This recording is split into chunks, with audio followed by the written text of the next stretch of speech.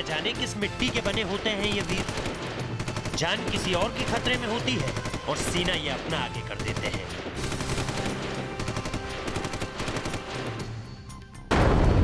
आंच माटी पर आती है और सींच देते हैं अपने लहू से। विजय दिवस के मौके पर हम आपको सुनाने जा रहे हैं अदम्य साहस की वो कहानी जो हर उस भारतीय के लिए सुननी जरूरी है जिसे इस देश पर गर्व है, जिसे इस देश की मिट्टी से प्यार है, जो सलाम करते हैं इन जवानों की जाबाजी को।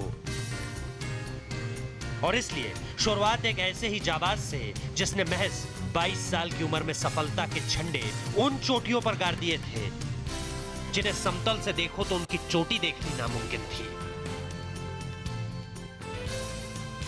इतनी कम उम्र में ऐसी जाबाजी भारत में ही नहीं पूरे विश्व ने इतने ऊंचे बैटलफील्ड पर पहले शायद ही देखी हो। और इसलिए तो ये माता पिता आज गौरवान्वित हैं जब पूरा देश विजय दिवस की 17वीं वर्षगांठ मना रहा है। आज मेरे ना बड़ी मिक्स्ड फीलिंग्स हैं। एक तरफ तो बहुत प्राउड फील होता है कि आज पूरा देश कारगिल के शहीदों को याद कर रहा है, लेकिन दूसरी तरफ मुझे थोड़ा सैड भी फील होता है क्योंकि मैंने अपना 22 साल का बेटा और उसके साथ 528 सोल्जर्स एंड ऑफिसर्स को खोया था, तो उसका मुझे दुख है। ये शुरुआत बड़ी ही अद्भुत थी। परिवार को कोई हैरानी नहीं थी कि उनका बेटा भारतीय सेना को ज्वाइन कर रहा है। बचपन से ही एक अलग प्रतिभा, हर किसी का जैसे बचपन से ही दिल जीत लेने का हुनर था कैप्टन विजयंत थापर के अंदर। वो बचपन से ही वीर थे, इस बात में कोई दोहराए नहीं। तो उसमें उन्होंने एक पॉइंट ये लिखा था कि अगर हो सके तो आप वो जगह आके देखिए जहां भारतीय सेना ने आपके लिए आज अपना ख़त्म किया, आपके कल के लिए। तो एक तरह से मैं बंधा हुआ हूँ उस वादे से, क्योंकि मैंने उसी दिन प्रण किया था कि जब तक मैं जीवित रहूँगा और जब तक मैं जा सकता हूँ फिजिकली तो मैं जाऊँगा। ये एक सैनिक बाप का या सैनिक पिता का सैनिक पुत्र के साथ वादा है। बेटे की चंद आखिरी इच्छाओं में जो चंद बातें लिखी थी उनको पिता आज भी पूरा करते हैं और उस रणभूमि को किसी तीर्थ से कम नहीं मानते। और हो भी क्यों ना, अपने लहू से सींचा है भारतीय वीरों ने उस भूमि को। कैप्टन विजयंत थापर के घर पर हैं हम इस वक्त और तस्वीरें आप देख सकते हैं। ये करगिल वॉर की तस्वीरें हैं कैप्टन विजयंत थापर की, जो विजय चक्र से सम्मानित किए गए मरणोपरांत कारगिल युद्ध में जो वीरता उन्होंने दिखाई उसके लिए। मैं आपको चाहूंगा कि आप यहाँ देखें कि किस तरह से वो तमाम निशानियां मौजूद हैं जो करगिल में युद्ध के दौरान जिन परिस्थितियों में सैनिकों ने लड़ा। ये सबसे पहले उनके इंडियन मिलिट्री एकेडमी का जो सिल्वर मेडलिस्ट थे वो ओवरऑल, और उसके बाद ये प्रमाण पत्र वीर चक्र का जिसमें साफ साफ ये लिखा है कि कार्रवाई के दौरान मातृभूमि की रक्षा करते हुए अपना सर्वोच्च बलिदान दिया। इसके अलावा ये कैप्टन विजयंत थापर का कमरा है जिसे पूरी तरह से उनके साजो सामान के साथ सजाया गया है। वर्दी आप देख सकते हैं जो उन्होंने वॉर के दौरान पहनी हुई थी, विजयंत जिस पर उनकी नेम प्लेट पर लिखा हुआ है।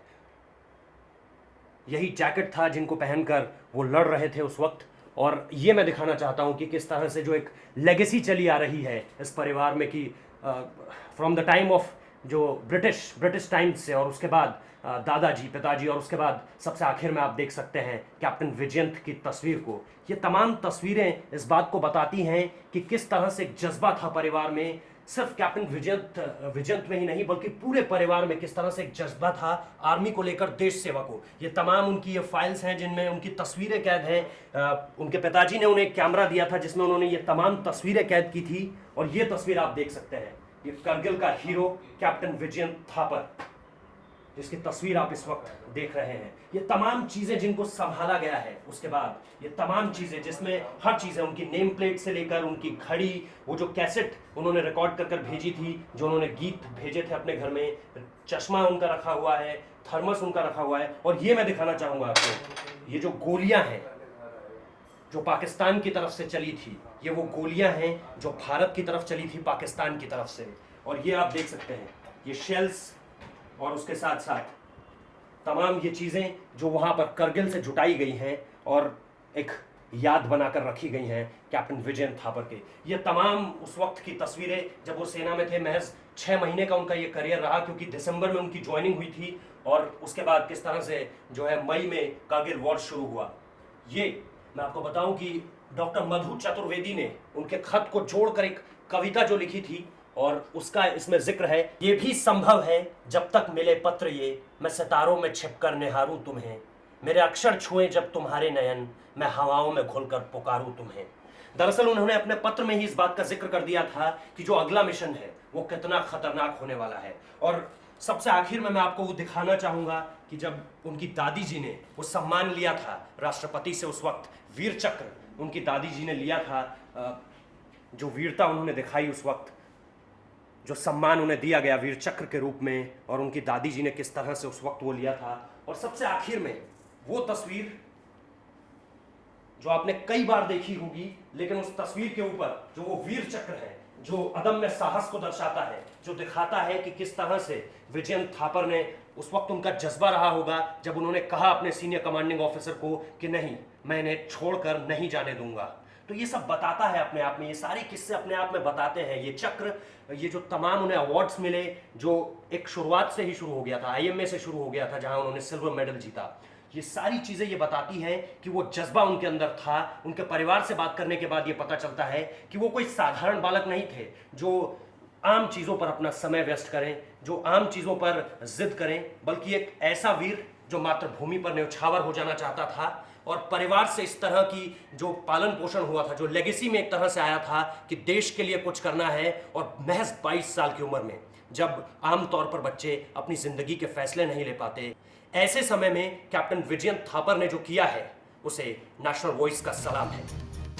आज भी इस दिन को याद कर माता पिता गौरवान्वित महसूस करते हैं, लेकिन माँ का कहना है कि आज भी उस क्षण के सामने आते ही एक माँ का दिल जरूर कमजोर पड़ जाता है। लेकिन फिर बेटे की वो बहादुरी याद आती है, सेना में भर्ती होने से पहले वो कस्में याद आती है, याद आता है उसका बचपन, वो कैसेट, वो चिट्ठी और अनुभव। एक माँ जैसे खुद को टूटते टूटते संभाल लेती है। बचपन से ही कैप्टन विजयन थापर को सेना से लगाव हो गया था। सिर्फ पिता नहीं, दादा परदादा सभी तो आर्मी में थे और देश की रक्षा गुलामी के समय से करते आ रहे थे। और इसलिए फैसला कैप्टन विजयन थापर ने भी यही किया कि वो IMA ज्वाइन करेंगे। लगन ऐसी कि IMA से जब वो पास आउट होकर निकले तो सिल्वर मेडल उनकी शोभा और बढ़ा रहा था। दिसंबर 1998 में वो भारतीय सेना का हिस्सा बन गए।